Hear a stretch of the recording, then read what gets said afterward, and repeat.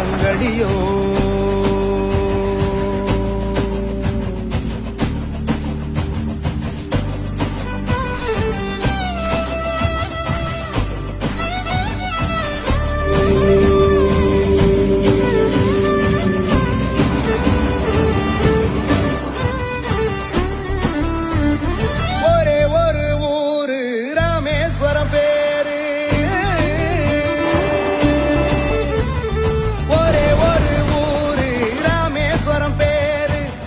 காத்து காட்டும் இந்த கதைய கொஞ்சம் பாரு, கதைய கொஞ்சம் பாரு.